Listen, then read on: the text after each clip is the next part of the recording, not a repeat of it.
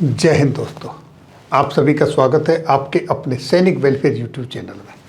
दोस्तों, कल federation of veterans association का इलेक्शन हो चुका है और जो परिणाम है वो भी निकल के आप सबके सामने आ चुके हैं।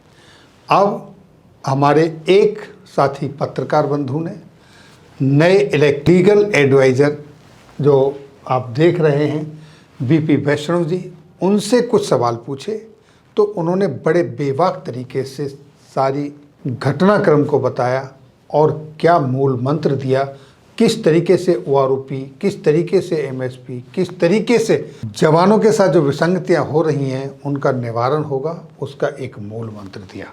आप उन्हीं की जुबान से सुने। लेकिन यहाँ मैं एक चीज़ ये कहना ज़रूर चाहूँगा कि जब हमने ये 17 सितंबर को कठुआ रैली में फेडरेशन ऑफ वेटरन्स एसोसिएशन के चुनाव का मुद्दा उठाया था और जो कि वहाँ पर सर्वसम्मति से पास भी हुआ, तो उस समय हमारे साथ 142 ऑर्गेनाइजेशन थी और कठुआ में हमको 7-8 का समर्थन मिला। जब हमारे चुनाव अधिकारियों ने एसोसिएशन से एफिलिएटेड संस्थाओं की सूची जारी की तो उस समय 150 संस्था थी और जब कल चुनाव ख़त्म हुआ तो उस वक्त तक 20 और ऑर्गेनाइजेशन का समर्थन कंसेंट लेटर एफबीए को प्राप्त हो चुका है। अब आप वैष्णव जी से सुनिए कि उन्होंने क्या कहा। नमस्कार सर, आप निर्विरोध चुने गए हैं एफबी के लीगल एडवाइज़र, इस पे आप क्या कहेंगे? सबसे पहले तो मैं धन्यवाद देना चाहूँगा फेडरेशन ऑफ वेटरन एसोसिएशन की उन करीब 170 से ज़्यादा संस्थाओं की जिन्होंने आज के इलेक्शन में, ऑनलाइन इलेक्शन में पार्टिसिपेट किया। बहुत ही सुचारू रूप से, बहुत ही ट्रांसपेरेंट ढंग से चुनाव हुआ और लीगल एडवाइज़र के पोस्ट पर किसी और एसोसिएशन ने या इंडिविजुअल ने एज़ पर नॉर्म्स जो एफबीए के थे नॉमिनेशन नहीं किया, इसलिए मैं निर्विरोध जो चुन लिया गया। तो मैं आप सभी का, उन 170 से ज़्यादा एसोसिएशंस का जिन्होंने मेरे में विश्वास जताया, हालांकि मैं पहले भी लीगल एडवाइज़र था, लेकिन जब वो सिलेक्टेड एक कमेटी बनी हुई थी, अभी ये इलेक्ट कमेटी हुई है एफबीए की, तो और मैं बोलूँगा कि और जिम्मेवारियाँ हमारे ऊपर ज़्यादा आई हैं और आशा ही नहीं, मुझे पूरा विश्वास है कि जो भी फेडरेशन ऑफ वेटरन एसोसिएशन के लिए लीगल पॉइंट ऑफ व्यू से मैं जो भी सेवा दे सकूँगा, मुझे बड़ी खुशी होगी। बहुत बहुत मुबारक हो वैष्णव साहब आपको। धन्यवाद साहब। पिछले 10-15 दिन जो है ना, पूर्व सैनिकों के लिए बड़े दुख के गुजरे हैं, उस पर आप क्या कहेंगे? देखिए, बड़े आहत हुए हैं सैनिक। बिल्कुल मेरे दिल में भी यही बात है कि हम सब आहत हैं उस बात से। जो हुआ है वो नहीं होना चाहिए था। अगर कहीं कोई मिसअंडरस्टैंडिंग हो जाती है तो उसका एक तरीका होता है। मैंने, अगर आपको याद होगा, आप प्रेजेंट थे, 17 सितंबर को जो कठुआ में जनरल काउंसिल मीटिंग हुई थी, उसमें बहुत एसोसिएशन ने पार्टिसिपेट किया और बाकी मोस्टली ऑनलाइन भी थी। वो एक ओपन हाउस जो है फोरम बन गया था, यानी कि जनरल जो आपकी गवर्निंग काउंसिल मीटिंग थी उससे भी कहीं ज़्यादा पावर्स उसको होती हैं, उससे बड़ा सदन कोई नहीं होता है। वहाँ पर कुछ मिसअंडरस्टैंडिंग्स की बात हुई, उनको दूर करने की पूरी कोशिश की गई, लेकिन वो कोशिशें विफल रहीं और मामला और बिगड़ा। काफ़ी समझाने के बावजूद लीगल ओपिनियंस मेरे से मांगे गए। मैंने उसके बारे में काफ़ी लोगों को इन पर्सनल कैपेसिटी भी बताया, लेकिन चीज़ें नहीं समझने की कोशिश की गई।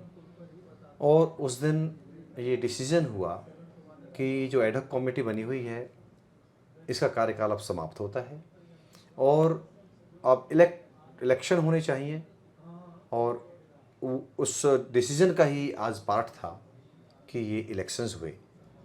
अब रही बात ये कि उथल पुथल जो हुई, हमारे पास बहुत एसोसिएशंस के टेलीफोन आए।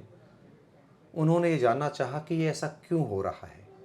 150 संस्थाओं ने एफबीए को समर्थन दिया है, किसी एक संस्था की तो एफबीए है नहीं, लेकिन किसी एक संस्था के लोग ही, और वो भी वो संस्था जिन संस्था ने एफबीए को खड़ा किया, यानी कि उनकी माँ, और वो ही अपने बच्चों को अगर गालियाँ दे तो फिर कैसे आगे बढ़ेंगे साहब, इसको ख़त्म करिए।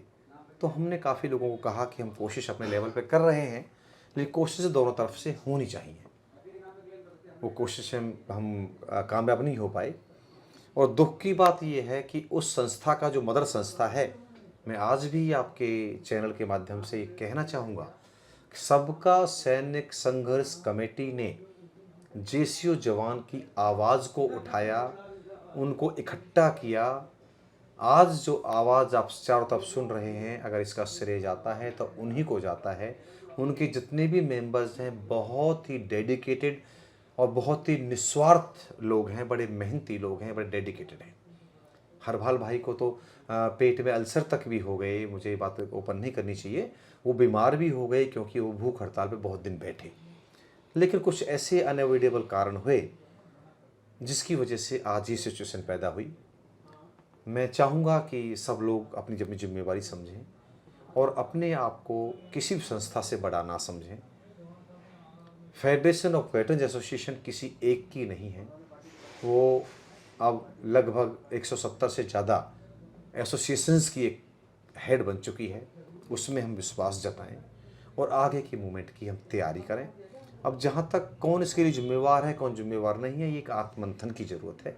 मैं कोई आई एम नो वन कि मैं किसी को ये कहूँ कि इसमें किसी कमी है, किसी कमी नहीं है। बस मैं एक बात सभी को सलाह दूंगा कि कृपया अपनी बातों में संयम रखें, अपनी वाणी में संयम रखें, किसी को इज्जत दें।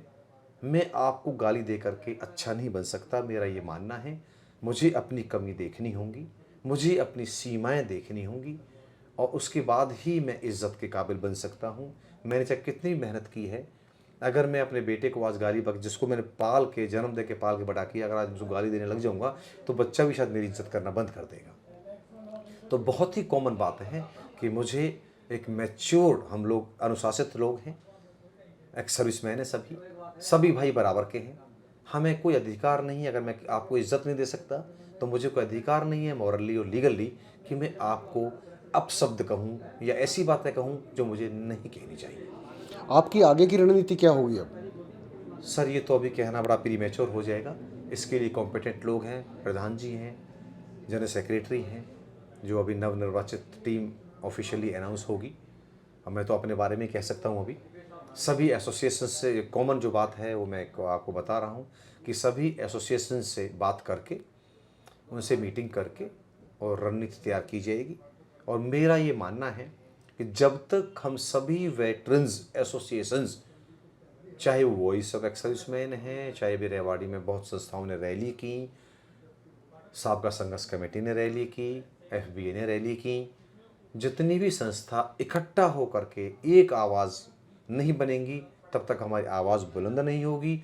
और अगर हमारी आवाज़ बुलंद नहीं होगी तो मैं नहीं समझता कि हमारी जो लड़ाई है, हमारी लड़ाई क्या है।